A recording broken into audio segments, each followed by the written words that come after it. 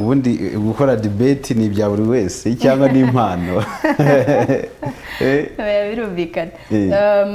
Twebwe rero kuri debate twizera ko impano yose ushaka wayigira. Impano yose wayigira no kuvugira mura ahantu kuvugira mura byatunaniye. Nawe se ngewe nanjye iyo ngeze mu bantu benshi birananira, ariko iyo ndi mu kiganiro wagira ngo ndi benshi. Ndavuga nk'isanzura. Yego. Yes, ni byiza cyane ndumva. Hanyuma ntabwo turi buze ibindi turi buze wenda kubiganira, ariko ngiye kuguha umwanya, ngiye kukugira umunyamakuru right now. Uratwakirira timu ngari ndi kubona hariya, ubwo abadukurikiye ndagira ngo bakumbuze yuko tugiye gukora ikintu bita debate nkuko bamabyumvise. Ni debate abantu bajya ngo debate harya ubwo ubuzi iyo turi kuganira ngo si debate. Ubundi iyo turi kuganira ntabwo aba debate. Bitandukanira he n'ibyo kujya kuri pano abantu bakabazanya ibibazo ibintu nk'ibyo ngibyo. Yego. Debate navuga babitaniye ni noneho icyo gihe tuba dufite ikiganiro gifite structure, gifite umurongo. Icyo nicyo cya mbere. Ntabwo buri kuvuga ngo ibyo nshaka ibyo ushaka. Ikindi cya kabiri, ibintu byose uvuze ugomba kuba ubihagazeho. Atari amarangamutima, ugomba kuba ubihagazeho. Noneho icya gatatu aricyo cy'ingenzi, dutekereza kuri impact. Ese bimarira iki societe cyangwa se nkanjye bimarira iki? Ntabwo tupfa kuganira ngo tuganire, no kuganira ariko se noneho dukora iki? Yego, no bitaniye. That's good. Abantu badukurikiye twabateye amatsiko cyane, niyo mpamvu ngiye kukureka kugira ngo uyobore debate. Sibyo ngiye ndibuze kugarura ndabanirebeye hano ndi kureba uko bimeze. Hanyuma reka ngo umwanya rero utwakirire timu ngari iri hariya igiye kudufasha kugira ngo tukomeze kuryoherwa n'iyi debate. Umwanya ni wawe Sandra. Yego, urakoze cyane. Hano rero ndi kumwe na team y'abana batoya cyane nkuko murabibona. Uyu munsi twifuje kugira ngo bimwe mu byo tugiye gukora habe harimo debate. Nkuko turaza kubiganiraho cyane, Filime yabivuze, dufite camp yitwa Dreamers Academy Camp. Iyo camp rero haba harimo ibintu bigiye bitandukanye, haba harimo debates, haba harimo kuvugira mu ruhamwe ndetse n'ibindi byinshi bigiye byisumbuyeho. Umunsi rero bafite insanganyamatsiko ivuga ngo this house believes soft skills matters more than academic grades. Cyane cyane abana bari kutureba ndumva ni debate tukunda kugira cyane n'ababyeyi, aho kubwira ati nutazana 90 nta kintu turabuvugana, cyangwa se ugasanga umwe ari kumubwira ngo okay ngiye kuba nabasha kuvugira imbere y'abantu ndumva ari byo bifite akamaro kurusha amanota yose ubu nsaba. Ubwo rero icyo kiganiro nahangaha tugiye kugisetoringera. Turabanga tumenye ese ni iki kimataringa more. Rero aba mu imbere yacu nibo bagiye gukora iyo debate. Tuba dufite impande ebyiri, hari abo twita proposition, ubwo abo ngabo bemeranya n'insanganyamatsiko, tukagira na opposition, abo ngabo bahakana rwose. Okay, that's good. Yego. No, I'm really very excited. Yego. Reka ubwo ndaza kubareka bivuge. Ubwo nibamara kwivuga, uwa mbere uturutse ku ruhande rwemeranya na motion cyangwa se n'insanganyamatsiko arahita atangira. Arafata microphone hari yanyuma yivuge. Yes. Nakoze abandi ku ruhande nyirwemeza. Uri kwemeza kawaye. Nakoze cyane. Amazina yanjye ni Isango Kanyarwanda Sales, nanjye nkaba ndi ku ruhande rwemeza cyane. Uri kwemeza. Nakoze amazina yanjye ni Akabizo Kamugishaho, nkaba ndi ku ruhande ruhakana rwose. Murakoze, nanjye amazina yanjye ni Bayizi Chris Gisna, nkaba nawe ndi kumwe na Hope ku ruhande ruhakana. Yego, barakoze cyane. Iyi debate iraza kuba mu Cyongereza, abwo turashishikariza n'abana bari mu rugo, bari mu biruhuko, n'abana mungana mubashe kuyikurikira, kandi wenda munatugezeho namwe ni uruhe ruhande mwumva koko rumataringa more. Yego. Up next. Panel and everyone watching us, I welcome you to today's debate. This house believes that soft skills matter more than academic grades. Now, allow me to begin with a quote from Sanan Khan, writing recently in the Today Press. A certificate may help a young person enter the room, but teachability, discipline, and self-awareness help them grow inside it. Now, panel, this highlights the core issue facing today's workforce. The grades open the door, yes, but soft skills are what build a real sustainable career. Now, that is why Side Proposition stands proudly today to propose this motion. This house believes that soft skills matter more than academic grades. Now, in my speech, you're going to hear definitions, 2, framing and trade-offs, 3, metrics of evaluation, and last but not least, my first substantive argument. Now, for the definitions, I have 2. First, to ensure absolute clarity from the beginning, let us define the key terms in this motion. First, academic grades. What are academic grades? These are standardized static metrics such as GPAs, report cards that show an individual's ability to retain and reproduce structured knowledge in controlled academic environments. 2, soft skills. What are soft skills? These are dynamic human attributes, specifically emotional intelligence, learning agility, workplace adaptability, communication, teamwork, self-awareness, and resilience. Now, today's motion, matter more, will mean which between these two is most important in the workforce, since all these two can be applied there. And mind you, today's motion is about which of the two makes you most successful in a career, not the one which gets you in that career. Now, we on proposition accept that prioritizing soft skills over academic grades means individuals might enter a field with slightly lower technical scores on paper. However, we prove that this trade-off is necessary because technical gaps can easily be trained on the job, whereas soft skills like teachability, emotional control, and work ethic cannot be programmed into a person. Now, how are we going to measure this debate? This is metrics of evaluation. The winning team must prove which asset provides greater real-world utility, long-term adaptability, and the professional longevity in a rapidly shifting economy. Now on to my first argument. Soft skills are the force multiplier of technical knowledge. Academic grades only measure individual knowledge acquisition. They cannot convert knowledge into impact. Now, soft skills, that is to say communication, teamwork, personal persuasion, emotional intelligence, multiply the value of whatever technical knowledge a person possesses or a person has personally. Think of a knowledge as fuel. Soft skills are the engine. A car with a fuel tank but no engine goes nowhere, whereas a small fuel tank with a powerful engine still wins the race. Therefore, knowledge without soft skills remains unused potential. Now, I want to relate this with a very recent research. Consider the empirical reality. The research from the Carnegie Foundation, Harvard University, and Stanford Research Center reveals that 85% of job success comes from well-developed soft skills, while technical skills account for just a mere 15%. Now, without soft skills, a brilliant student is like a high-performing engine without a steering wheel. Now, I want you to also consider this example. There are 2 doctors, both scored 90% on their exams. The first doctor struggles to explain diagnosis, lacks empathy, and cannot coordinate with nurses. The second doctor communicates clearly, comforts patients, leads emergency teams, and manages conflict. Who between those two will be the head of surgery? The second doctor, and the difference wasn't the medical knowledge, it was the soft skills. Hence, organizations don't reward who knows the most, they reward who creates most value for other people. Thank you. I welcome you to my side. Thank you so much. Now we're going to welcome the first speaker on the opposition. Thank you very much. I think my time will start by now. Now, Pano, the door doesn't open because you are charming. It opens because you knocked with the right key. This house believes that soft skills matter more than academic growth. Now, here's the structure of my speech. First of all, we're going to be laying grounds, and here's some definition. Secondly, there's going to be engagement to the proposition side, first arguments, and then we will have the case structure and our own arguments.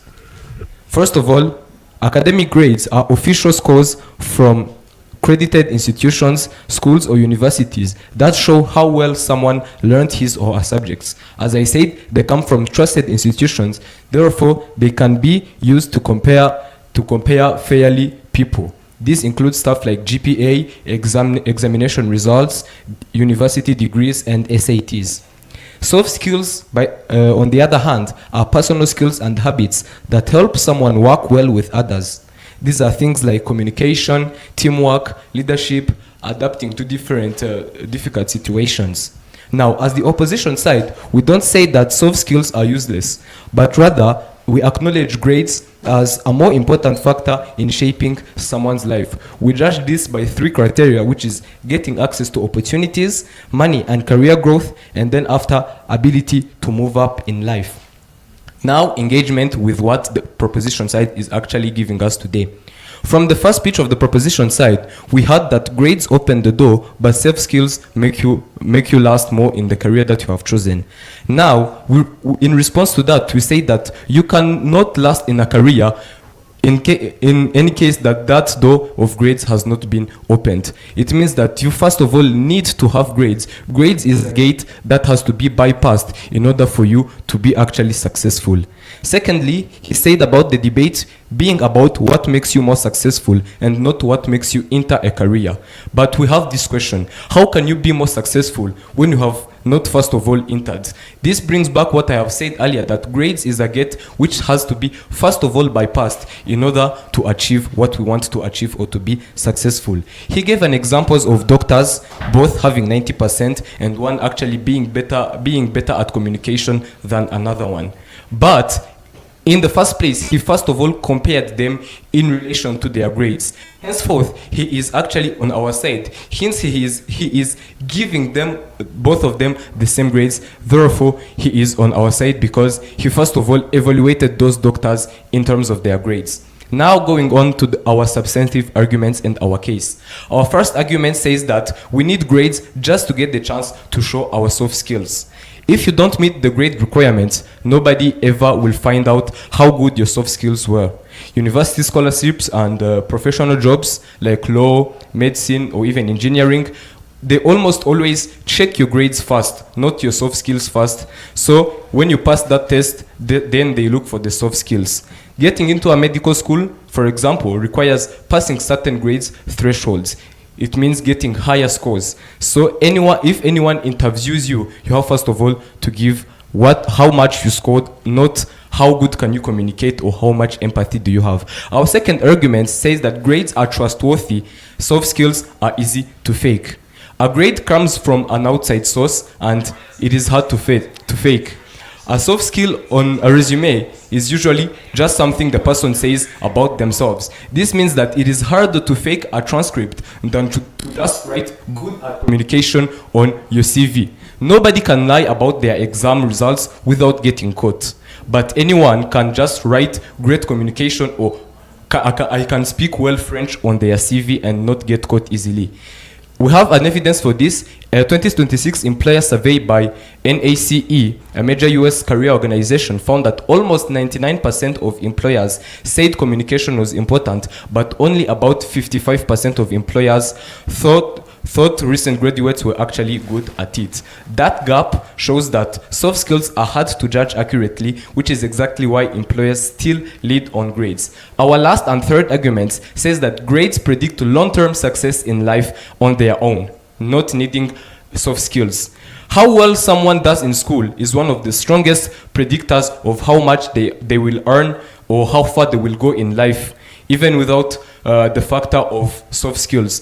Good grades open the door to higher paying licensed careers. As I said in my first argument, in order to get into high paying careers such as medicine and law or even engineering, there is a threshold that you have to pass of grades. And as long as that is not passed, you cannot get into a high paying career and henceforth become an important person and gain more and develop in your life. We also have an evidence to this. A study on soft skills training by NBER found that soft skills training helped the most for workers with less formal education. In other words, soft skills training works best as a patch for people who missed out on schooling, not as something that beats schooling. Grades remain the main route into the best paying careers. Soft skills help around the edges inside the path of grades. Now, as the opposition side, we do not say that soft skills are useless, but rather we acknowledge grades as a more important factor in shaping someone's life. Now, as I started saying, the door doesn't open because you are charming. It opens because you knocked and you have the right key. Thank you very much. I rest my case. Thank you so much. That was a great speech. Let's welcome the second speaker from the proposition side. Thank you. I'm going to be doing the second speech from the proposition side. I would first like to thank the other team members. They are giving good speeches. And I will thank the opposition side for the first speech. But at the end of the day, it is wrong and I do not agree with them. This house believes that soft skills matter more than academic grades. This is going to be evaluated on our side of the house in terms of like the impact and the longevity, what actually makes the world a better place, which side actually contributes more to the side of the house. So I'm going to be starting my speech in three stages. The first one will be in terms of like the framework. I'm going to be talking about our debate and our motion, what is it going to be about, what is going to be evaluating. Secondly, I'll talk about the arguments that the first speaker, opposition side, brought forth. I'll talk about why our argument matters more. And lastly, I'll talk about the impact. Starting from the framework, I would like to first say an important thing. We told you in the first speech that we are not saying that education and grades are not important. We are actually saying that they are important, but they are not more important than those social skills. We accept a world where someone has fewer grades, but with better social skills, and is going to live a better life. We are not a world which judges people based on their mindset and how they perform in school. We are a world which judges people on their skills, how well they speak, how they lead people, how they communicate, their empathy. This is a world that we are supporting. We do not judge people based on simply and plainly their knowledge from school. And this is why we are framing this debate as soft skills are more important. On to our second argument that I'm going to be talking about, we say that success depends on solving human problems, and humans need actually a solution. How do we say this? We say that any career that you take in your life, you are going to need to solve an actual issue. First of all, doctors go into careers to do what? To save patients. Teachers go into their career of being a teacher to do what? To teach people so that they can become better people in the future. Lawyers go into law so that they can give justice to people. This is what we actually need. And we tell you that simply having knowledge in these careers is not enough. We say that in these careers, it is more important to be a better communicator. As a teacher, you need to be better at communicating. As a lawyer, you need to be able to persuade judges and actually get people to go on your side. So these are careers which need more soft skills than they need actually these academic grades. And now we come back to their framework. They say that you need first to go into a career, but we tell you that grades are simply entry level. What do we mean? Grades are simply what gets you there, but they do not determine success. On our side of the house, we say that success comes from how long do you do that career and what benefits do you get from that career, not simply getting into that career. What we define as important on our side of the house is how long do you spend in that career. Are you not going to get fired? Because let's be realistic. If someone comes into a job, they cannot communicate, they cannot smile, they are not empathetic. For example, let's take a lawyer. A lawyer has studied 5 years of law. They know each and every law in the constitution of our great country of Rwanda. They know each law, but they do not have empathy. They cannot persuade judges. They cannot talk. What is that knowledge going to be useful? So on our side of the house, we say that someone, a lawyer who has less grades than that lawyer, but at least who can speak, who can persuade judges, is a better person overall. So on our side of the house, we say that it is more important. Addressing their argument on, their second argument on that grades can be, it is going to be like, there's going to be a side where you can change or shift the grades. They are saying that you cannot fake these grades on paper, and in fact that you cannot fake these other ones. But we tell you that on our side of the house, look, let's be honest. We do accept that on some part grades are going to be important. But if you look on the long run, what matters more? We say that it is more important that at least that someone who has the grades which are lower, at least they have something to give to that person. So we tell you that on our side of the house, what matters more is the soft skills and definitely not the academic grades, and that is why we rest our case. Thank you. Thank you so much. We would like to now welcome the second and last speaker from the opposition side. Thank you. So I'll be simply diving into what they said, the refutations obviously, and then moving on to show you, be it factually and be it in terms of plain logic, why all their arguments are literally false and baseless. Now, we'll start by saying technical gaps can easily be taught and soft skills can be programmed into a person. I think that's something the first speaker from the proposition side said. And I believe if the proposition is actually vouching for soft skills, then they should be able to understand that teachability they're claiming and that whatnot would actually encourage hard working and improving themselves academically. What they're doing, in fact, is giving us a world where we promote laziness and tell everybody it's okay to fumble your SATs, it's okay to fumble your national exam results, and everyone will take your word for it just because you're charming, just because you're charismatic, and they're gonna believe that you can actually do quantum physics when you failed your SATs miserably. So we believe people who are sitting here and vouching for soft skills actually have resilience and excellence in mind and should be able to affirm that indeed academic excellence, which is proven through academic grades, which are not only objective but clear cut, they should be able to understand that they are primary. And when my first speaker said that we do not consider soft skills to be obsolete, we meant academic grades come primary. They come primary. We should address them first. They should be the main objective, and they should not come secondary or second hand to academic excellence. So what we're claiming here is you can be smart, you can be a genius, and then have a little bit of soft skills. Because matter of fact, you don't tell me that I passed the SAT, but then I cannot learn basic presentation skills. I can. But then we're saying what matters here. The motion today asks us what matters more. Which one is more important than the other? If I send my child to school, should I expect them to do good in the debate club but then come back with 2.0 GPA? I don't even know. I expect them to have a 4.0 GPA because it's called the core curricular content. Academic grades are core curricular content. And we have soft skills activities which are also called extracurricular, which means even the people who put in place these curriculums understand that soft skills come secondary and not first hand. They can come to complement, but not supplement for what you don't have academically.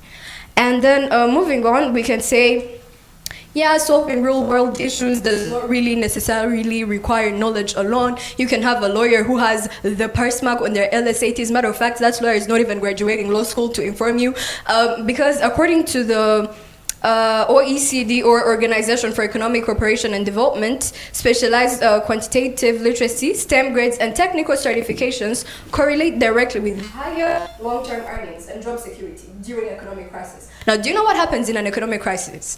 A company is gonna cut the employees who have just the soft skills and the mediocre or the bare minimum grades and leave technical assets, because we need an engineer who can do quantum physics, because that is the factor that we're gonna assess. If there is a mistake, we're gonna make sure we're gonna assess their credibility or their performance, and we're not gonna base that off how charming they are. Matter of fact, they can even manipulate you and show you how the fault was, you know. But then academically speaking and competitive wise, we can see and actually tell if you passed your LSATs. If you did, then you should be able to represent someone in court with high proficiency. As a matter of fact, academic grades here are even going to assess your soft skills. So they not only serve as a key metric, but then they also serve as evidence that you have soft skills. So I do not get where the proposition is coming from here, telling us that, so you see, soft skills come first, and they're more important than academic grades. Moving on, I'll just give you a small case scenario. Imagine you're a few minutes away from an open heart surgery, and then your cardio surgeon comes and enters and holds your hand and smiles when you leave. In fact, they have good active listening skills, and then they're like, you know, I failed my cardiovascular anatomy test and my residency program. But then trust me that I have a very good teamwork. So are you gonna still let them operate on you, or you're gonna run and sprint for the exit, matter of fact, because you do not trust the credibility of the person that is gonna operate on you? Yeah, so moving on to the Harvard Business Review, it showed that when tech giants experimented with hiring managers purely on soft skills and leadership capacity without hard technical literacy or academic excellence, project failure rates skyrocketed. Why? Because project managers were charismatic talkers, but they did not understand the limits of what their teams can actually deliver. And guess what? They led their teams off a cliff with a smile and good empathy. Yes, so what we're claiming here, logically speaking, factually speaking, in simple plain English, we believe that one must have the main focus on their academic success, academic grades, for us to even prove their credibility, that they even have the soft skills in the first place. Then have a world where we have competent people who also have soft skills, but then secondary and complementary to their academic excellence, because we want a workforce that will not only, yes, like my speaker is saying, before you even enter the career, you have to first prove that you are competent for the career. And then when you enter the career, the academic competence and the grades are going to sustain you. And matter of fact, that learning capacity and all of it, which is proven by academic grades, can have you also becoming adaptable and earning those soft skills. So, yeah. Moving on to my last statistic, according to the National Bureau of Economic Research, it proves that standardized academic evaluation remains the single greatest equalizer. Because now, here, we're not speaking, what is your opinion? Do you think I'm a confident speaker? Do you think I can do this? Because, matter of fact, Sales could be confident in my side, but then in the side of Chris, he's not confident. I mean, what standard is there? What fixed metric is there to actually prove that I have soft skills? It's not there. It's something abstract. It's something imaginary. We cannot even prove it. But then here we have academic grades. They are standardized, and then like they're even an equalizer. For low-income students, be the national exam, it will not care how expensive your student is, how good your accent is, it's gonna prove on paper. Are you a straight A student? When we don't have anything that can prove to me you're a straight A speaker, I cannot tell. But then, even other than that, we've shown that with your soft skill and growth mindset, you can also still get to excel, even soft skill speaking wise, right? So yeah, we're proud to oppose because clearly all facts point to the fact that one has to first be academically excellent before they even enter upon any platform. Yes. Rest our case. Thank you so much to the debaters. I think to the viewers and everyone else, we can all agree that this was a very interesting debate. So thank you so much for taking your time. This was a very great debate.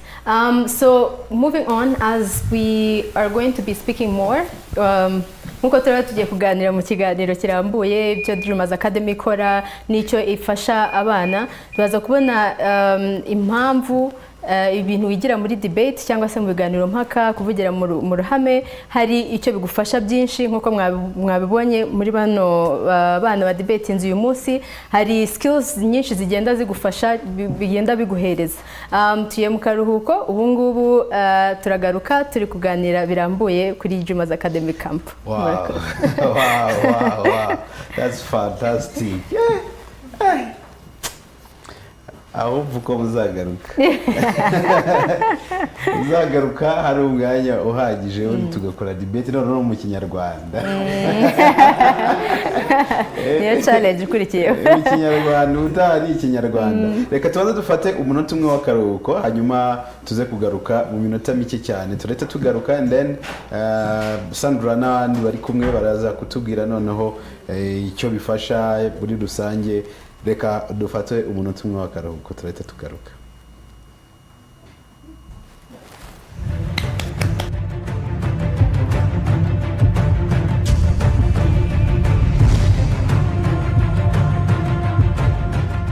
Nagukunze cyane rwose muwangahe boss wanjye shyira aho ushaka rwose kapfe gushyiraho icyatanu rwose boss ncitse muze dukurikira umuntu bana.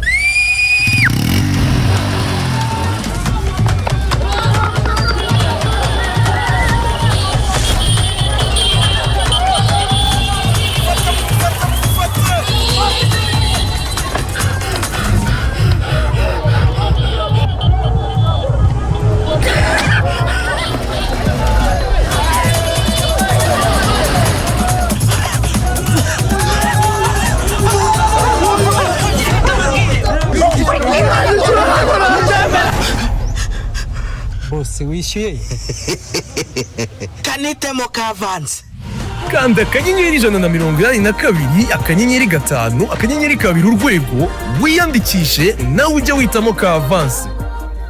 Ubu MTN Color Tune Awards 2026 yongeye yagarutse, ije guhemba abahanzi, abanyarwenya n'abavugabutumwa bakunzwe cyane muri Color Tunes mu rwego rwo gushyigikira ubuhanzi muri rusange. Ubushobozi bwo gutora buri mu biganza byawe. Shyigikira umuhanzi ukunda uyu munsi. Kanda akanyenyeri 193 akanyenyeri 2026 akanyenyeri kode y'umuhanzi urwego utore uwushyigikiye, cyangwa ushireho Color Tune ye ukoresheje akanyenyeri 193 urwego. Gutora byaratangiye. 25 z'ukwa karindwi niyo tariki ya nyuma yo gutora.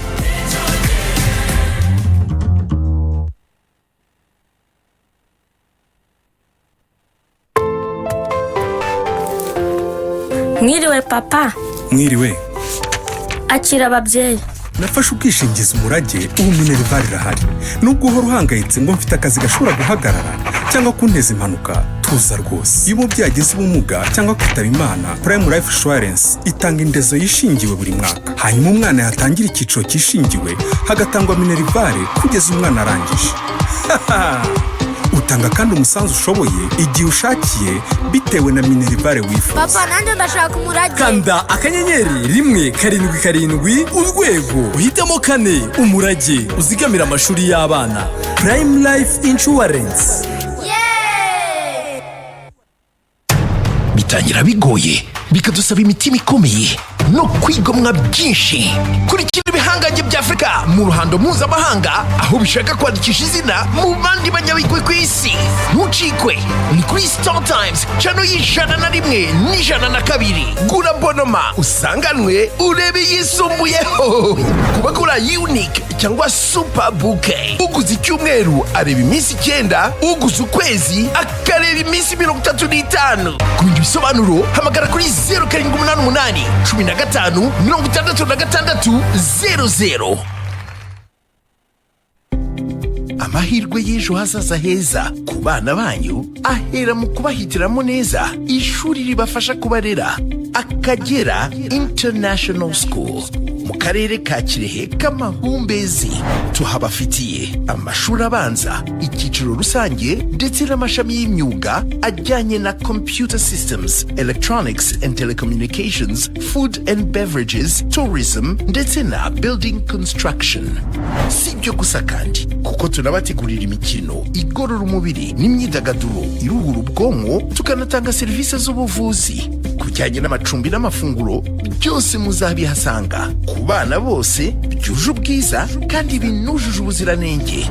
Kundi bisobanuro wahamagara kuri nimero zikurikira 0783 572 772 cyangwa 0786 112 192. Niba mwiteguye muri impeshyi kuri Canal+, Je suis prêt. muzambikwa inyenyeri. Je veux de la magie. Accrochez-vous, ça va être une dinguerie. Affaire zigiye kuba serious. Elle est sérieuse?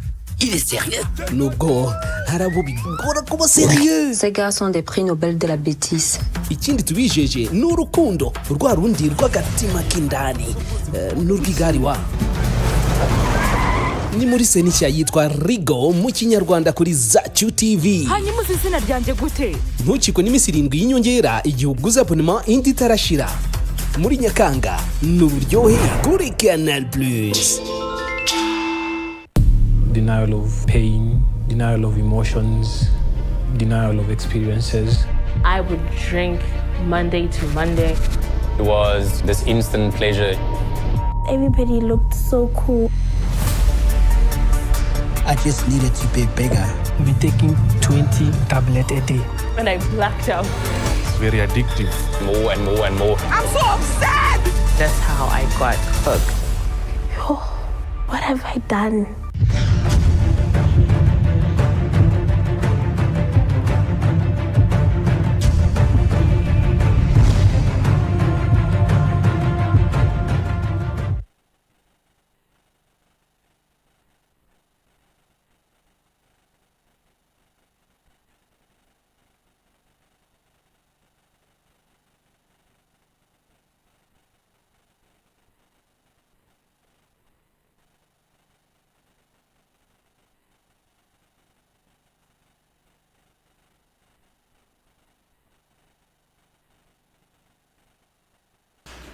Yes, wabibonye twari tugiye mu karuhuko kugira ngo noneho tuze kugaruka tugira ibindi bike tuvugaho mbere yuko turi busoze ikiganiro. Hano n'ubundi ndi kumwe na Sandra mwamubonye, ariko kandi hakaba hari na Keza n'ubundi nawe ntabwo mwigeze mumubona mbere, ariko Sandra nagira ngo mfashe kubanza kuyobora kiriya kiganiro. Mwabibonye ntabwo byari byoroshye, ariko rero soba ngubu tugiye kugaruka tubanze turebe bigeze Sandra yigeza komoza kuri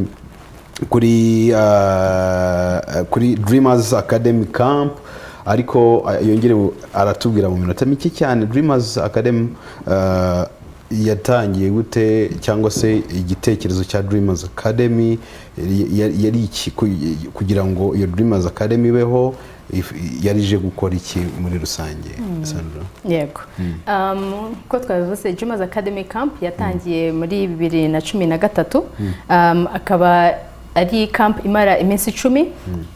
Icyo bigamije rero ni ukugira ngo abana babashe kumenya gutekereza nkuko mwabibonye, babashe kuvuga ibintu bahagazeho, nimba ariko nabivuga, bamenye kuvugira mu ruhame, ariko ndetse babe abantu ushobora kuvuga igitekerezo akagihera hejuru akakimanura, ukamureba ukavuga ati uyu muntu ni ukuri ko Imana aratekereza. Yego, apana kuza yicare ngo avuge ngo ibi bintu ngewe ni kinemera, nta mpamvu, nta statistics abikomojeho cyangwa se ikindi cyose. Rero ubwo turaza wenda nko kubivugaho nyuma ya camp. Imwe mu mpinduka tugenda tubona abana nuko aba yigira icyizere, abasha guhagarara imbere y'abana akavuga, kandi impamvu ibyo byose biba nyene nuko aba ahagaze ku byo ari kuvuga. Yego. Keza, umuntu mukuru ashobora gukora nk'ibi twabaze tubona? Ego, bimwe mu bibazo tugira by'ababyeyi ni umwana wanjye ashobora kuvuga ubu ngubu, igisigaye ni ngewe, aba yadudubije ngo Icyongereza nabuze aho mera. So twatangiye porogaramu y'abantu bakuru, aho ni amahugurwa niko navuga, bonaga bari nka competition nka gutya. Amahugurwa ayoborwa na Jean Michel Habineza, abimazemo hafi imyaka igera muri 20 aribyo yigisha. Muri kwa munani ahubwo dufite andi azatangira 15 na 16. Umubyeyi wese wumva ati nawe ndashaka kuvuga, ati nawe ndashobora muze nabo muzakora akantu kakara kugira ngo nako tuzakazana nari. Wow, byiza cyane. Hanyuma Keza, kuri ibi uvuze ku bantu bakuru, ariko nkawe umaze muri Dreamers Academy igihe kingana gute? Nayigiyemo muri 2019. Njyamo ndi umunyeshuri, ndi umwana, ubwo nari nyiri muri segonderi, ndangije njya kuba ibyo twita umuvolontaire muri IDB Rwanda, ariyo organization yose. Ndangije nshobora gukoramo ubu ngubu, nanjye nsigaye mfasha abandi bantu. Uretse gukoramo, kuba warabonye akazi niki kindi byagufashije kugira ngo n'umuntu dukurikiye abatizi ko birya bya bintu bishobora nkuko yarabivuze Sandra, ariko nkawe byiza noneho ko wagiyemo ugatangira nawe nk'abandi batangira, ubu ngubu ukaba ufite akazi. Ariko uretse kuba ufite akazi niki kindi byagufashije? Ahubwo akazi namwe ngena nabitekerejeho, ariko mu bintu nakuyemo nari ndi umwana ucecetse cyane. Ubwo mvuye muri iyo camp niho natangiye kugenda mumwe mu tuzi bwo ku ishuri, kwihagararira abandi banyeshuri, hagarariye ama club, kuri ujya gupresenta muri classe. Niyo twagiye no mu bintu bisanzwe bya social, aravuga ati ngo ninde uravuga speech, ati ni Ketse, ngo hari ubundi se. Haza ako kantu ka confidence, kaza ko ushobora kuvuga imbere yego ubwo ntabwo bijya gushira, ariko ushobora kugenda ukavuga ugahagarara ku byo uvuze. Hari igihe mvuga n'amafuti pe, ariko ndayavuga. Ushobora gusanga mu rugo ari we muntu ugima ku rwego ruri hejuru, bararambye kandi ukabatsinda. Ukabatsinda kandi se babizi nimba amafuti cyangwa atari byo. Hari umuntu wibaza se, hari abantu baba bafite complex, ugasanga ngewe sinavuga, ngewe se we navukiye mu cyaro. Hari n'abantu bajya bavuga ngo iyo wize neza mu kigo cyiza ngo nibwo umenya ngo kuvugira mu ruhame. Nkawe wenda na Sandra araza kutubwira kuri icyo, nawe ubibona gute, cyangwa se iyo myumvire ubibona gute, cyangwa hakorwa iki? Mu myumvire hari ukuntu bihinduka. kuko hari abantu nagiye mbona yego ntabwo bize ku kigo cyiza mu maprive ariko ni nabyita ni skill wiga ukeneye kubifata nkaho ari football ntabwo uvuga uzi gutera ishoti ariko uko ugenda ubyiga ubimenyera ni nako usanga nawe utangira kubimenyera n'icyongereza kimera neza nyine kiriyongera nacyo rero ibi ngibi bya ngo ni by'abana b'abakire ati njyewe hoya ngo nzigumira ngaha hari abantu ubona bafite ibitekerezo byiza kandi byateza imbere abantu benshi ariko ntabwo ashobora kukivuga kandi igitekerezo cyiza ntabwo kiva ngo uyu ni umukire uyu ni umukene yizaha buri wese afite igitekerezo cyiza ariko uburyo ukivuga niho biba bitandukanye kandi bavuga ngo igiti kigorwa kikiri gito tutangira bakiri abana yego ndiyo cyo navuga ni uko cyane cyane nko ku rurimi rw'icyongereza hari abantu benshi bumva ko umwana wize muri prive ari we uba uzi kuvuga neza kandi mu by'ukuri ntabwo ari uko bakurusha urwo rurimi ahubwo icyo bakurusha ni ukurukoresha cyane numva niyo mpamvu rero twebwe muri iyi camp yego nayo ubwayo iba mu cyongereza ariko ibyo ngibyo bari kugira ngo bifashe umwana anamenye gukoresha urwo rurimi arusubiremo azageraho yumva kuvuga rwose adategwa nta kintu bimutwara kandi nanone kuko yarabikomojeho aba ari iby'ingenzi ko umwana amenya kuvuga mu ruhame hari abantu benshi cyane bagenda bagahera muri za laboratoire bagaherana ibitekerezo byabo kubera ko atabashije kukisobanura urabona nka leta hari yashize imbaraga nyinshi cyane mu kudushakira opportunity ariko ugasanga umuntu ntago yahagarara iminota 5 ngo asobanure ikintu yakoze muri laboratoire kandi ibyo ngibyo byose ni ibintu biba bibabaje cyane niyo mpamvu twumva ko buri mwana wese agomba kumenya akagira iyo skill yego twakomeje tuvuga kuri iyo camp tubwire kuri information kuri iyo camp imeze gute izaba ryari zatangira ryari ese bisaba iki kugira ngo nibande bemerewe kujyamo yego so camp rero tugira camp ebyiri hari iyo twita beginners ubwo abo ngabo n'abatangizi tukagira n'indi yitwa advanced ariyo abisumbuyeho ubwo rero aba batangizi ni ukugira ngo nawe undi wese uvuga ati wenda icyo kigo cyiza sinakigiyemo cyangwa se sinzi kuvuga mbese wa wundi wumva ari ruga gitangira nawe abashe kwibona ariko tukagira n'ikindi gice cyitwa advanced uwo ngo nawe usumbuyeho gato natangiye mbabwira ko muri IDBET Rwanda tugira competition ziba buri kwezi ubwo uri kumva abana baba basanzwe baza abo ngabo rero iyo baje muri camp nabo bakeneye guhugurwaho ariko bo hari aho baba bageze kurusha abandi gusa tuyita advanced ubu ngubu iyo yitwa beginners zatangira tariki 9 kugeza 19 z'ukwa munane hanyuma iyo ngiyo yabisumbuyeho ibe tariki 23 kugeza tariki 2 z'ukwa 9 kwiyandikisha bisaba ushobora kujya kuri website yacu Dreamers Academy Camp yego ukahita uyibona website yacu ukabasha kuba wakora registration cyangwa se ukanaduhamagara kuri nimero ndaza gutanga mu mwanya mutoya amafaranga yishyurwa ni 90 kuri abo ba beginners bagitangira na 95 kuri abo bari advanced haba hari ibintu bigiye bitandukanye haba hari ndavuga kuri ayo mafaranga haba harimo nk'uko nabivuze haba iyo camp iba mu gihe kingana n'iminsi 10 icyo gihe mu minsi 10 abana babamo biga babamo kuko hari n'izindi activities ziba zihari nyuma saa sita ndetse na nimugoroba ayo mafaranga aba coveringa ibintu byose nyine umwana azaba ari muri camp iri icyo gihe kingana n'iminsi 10 yego kakeza tubwire ibiki biri special umuntu azabona muri iyo camp muri no camp muri advanced kamere muri advanced dufite abantu bazaturuka mu kindi gihugu ako ni agasiripurize ntabwo ndibuvuge ariko dufite abantu muri East Africa bazaza muri camp yacu ubwo urumva hari ubukeneye exposure ku bindi bihugu and then ikindi gikurikiraho tuzagira aba professors bavuye muri university zo muri Amerika hari ukuntu wigisha ibintu ariko hari na exposure ku bana bakirangiza segonderi bari kuvuga ati ndashaka applyinga muri university muri Amerika ufite opportunity yo kuvugana n'uwo mwarimu ibindi byose ubwo hari umwana uri kumva bavuga ati babiga buri munsi hoya ni ukwiga ukaruhuka byose biba birimo ku buryo inyigisho ziba zirimo ariko se nyuma y'inyigisho ni ibihe bikorwa mu gitondo bariga nk'amasomo asanzwe nimugoroba bagira icyo bita elective rero iyo ari kuvuga mu ruhame cyangwa debate ntabwo byapurayinga muri debate gusa hari n'ibindi bintu ushaka kujyamo rero hari abantu bashaka kwiga amasomo ya leadership uburyo yatangiza business uburyo bwo kumanaginga amafaranga cyangwa n'undi mwana wikundira kwiyandikira ati ngiye nkunda kuvuga imivugo nkunda kwandika aya maklasi yose aba hari tuba dufite abarimu bo hanze bazobereye muri uwo mwuga baba baje kwiyigisha umwana rero atora klasi yumva yisanzuyemo tuba dufite na danse traditionnelle byose aba yisanzuye zose kuko debate ikoresha ahantu hose nzaza kurunguruka nzaza wigishe journalism kabaye aho Sandra none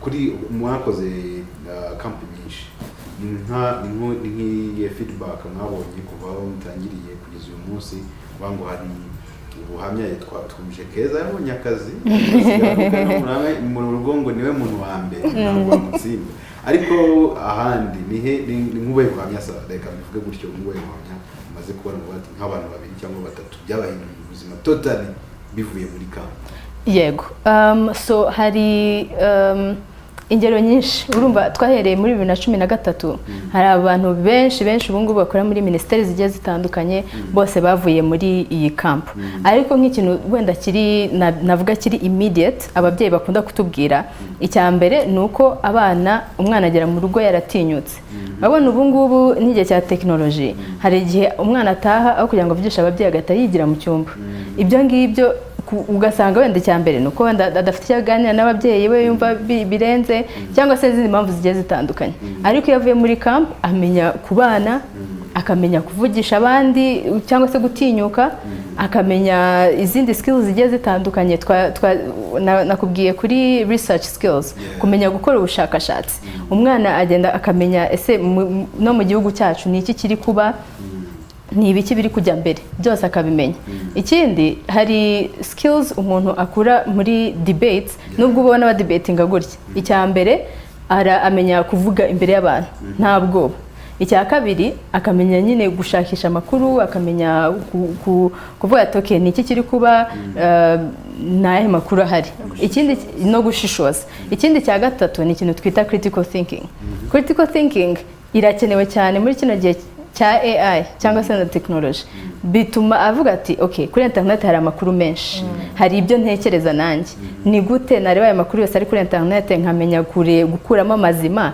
namara gukuramo amazima nkamenya ikimfitiye akamaro iyo ni skill aba akeneye kuko yasubiye ku ishuri ahura na peer pressure agera ahantu henshi ibintu bigenda bimushuka iyo adafite iyo skill shaba umuntu amubwira A akakora A akamubwira B agakora B yego kandi izi skills zose tumaze kuvuga yaba izo kumenya kuvuga yaba izo kumenya kubura umuntu utekereza yaba kuba ari umuntu uzi gukorera muri team nka gutya babonye bakorana ni skills zose iyo ugiye gushaka akazi nizo baba bashaka nizo baba bareba yego so izo ni ziri immediate ariko ibyo ngibyo izo skills zose ufite nizo zigufasha iyo ugiye noneho gushaka akazi kumenya ukavuga ngo okay nibyo bashaka nta kintu ntashobora yego Keza abantu bafite ubushobozi buke se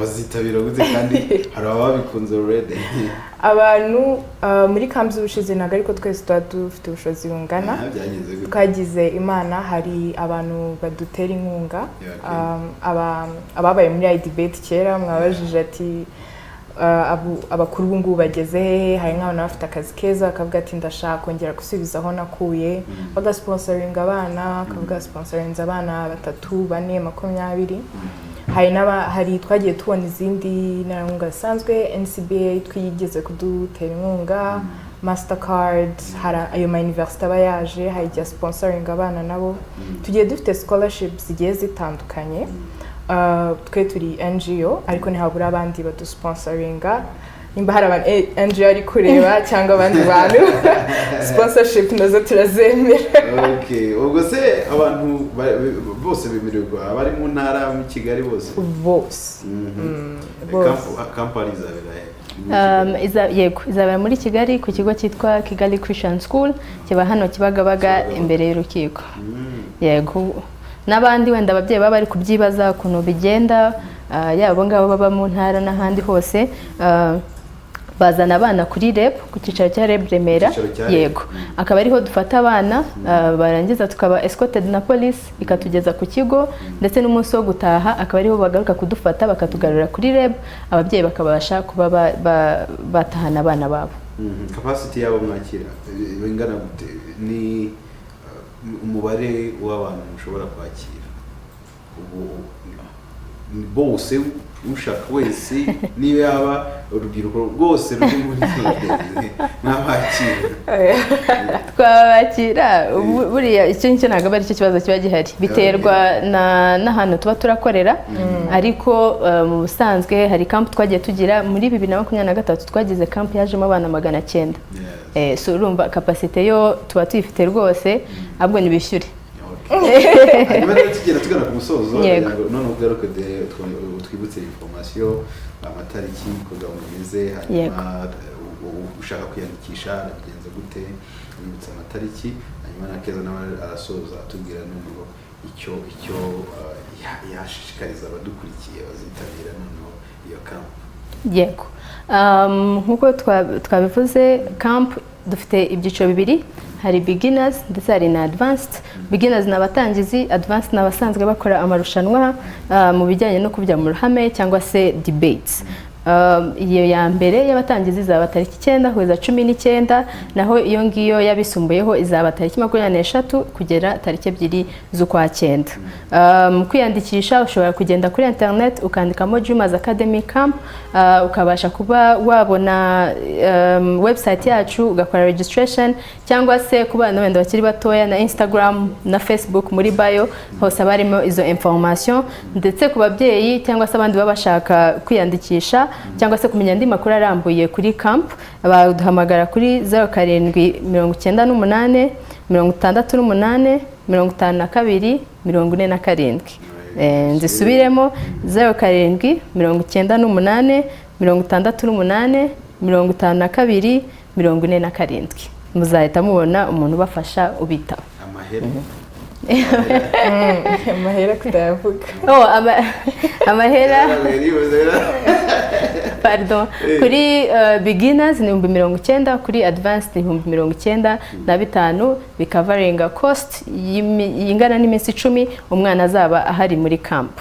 Yego Keza bazitabira rero tubabwire iki abashaka kwitabira ni iminsi 10 utekereza ati si iyo minsi 10 n'undi ko ndi muri vacances ntari kuzaryama nkabyuka ariko ushaka kwiga skill izatuma mu myaka iri imbere uzajya ushobora kubyuka uryama igihe cyose ushakiye. So ari ababyeyi ari abana bari kumva karibu abadashoboye telefone mwaza no kuri office yacu iri hano mu Gisimenti hafi ya hotel yitwa Rose Hotel. Tuba duhari buri munsi ushaka no kumenya more information ahure n'abayobozi bacu ahure natwe karibu pe kandi twishimiye kuzababona mu minsi iri imbere. Wenda akantu kamwe narenzaho kugira ngo duconcludinge murabona debate twagiraga yari hagati y'amanota umwana abona ku ishuri ndetse n'izo skills zindi agenda abona kugira ngo rero duconcluding twebwe muri Dreamers Academy cyangwa se kuri debate twemera ko byose ari ingenzi. Byose ni ingenzi uko winvesting amafaranga ahagije ukamenya ko umwana wawe afite ibikoresho azajyana ku ishuri ni nako ari ingenzi yuko winvestinga mu zindi camp cyangwa se mu zindi activity zituma umwana wawe amenya gukomunika amenya gukorana n'abandi amenya gutekereza neza ndetse kugira ngo azaba afite ejo hazaza hateguye kandi hafite ireme. Byose ni bivuze rwose aho igisigaye ubwo abadukurikiye nyine bazitabira ababyeyi badukurikiye ahantu kureba uburyo bazana abana ariko ubwo umwana wese ari amashuri agenwa ngo kuva mu cyiciro kiniki ni ukuva muri P6 kugeza muri senior 6. Yego umuntu tumva neza icyongereza hari ukuntu mu wa gatandatu primaire hari ukuntu azabyumva neza mu wa gatandatu primaire kugeza mu wa gatandatu wisumbuye. byiza cyane byari byiza mwakoze cyane Sandra yego namwe mwakoze Keza wakoze mwakoze namwe shimira na team nawe badufashije muri debate kugira ngo turebe ko ni impano nabonye ari impano nabonye ari impano cyane reka dushimire rero mwese mwadukurikiye mwakoze cyane twizere ko ubwo ari ababyeyi ari abanyeshuri muri mu biruhuko muzitabiriye camp igende muhaha ubumenyi ara n'ubumenyi bwiza cyane kandi ugasanga ibintu byiza mukamenya n'abandi mukaganira ukamenya abo mu ntara y'umujyi wa Kigali nako mu mujyi wa Kigali mu ntara y'amajyepfo hose kuko bavuze ko ni hose ndetse no hanze y'u Rwanda bumva ko hari abantu bazaza kubaha ubumenyi wakoze cyane rero kubana natwe mu kiganiro Isango Talent byari by'agaciro nizera ko mwishimiye cyangwa se hari icyo mungutse uyu munsi reka nanjye rero mbifuriza ibihe byiza nitwa Philemon Bagi tuzasubira ubutaha Imana ikurinde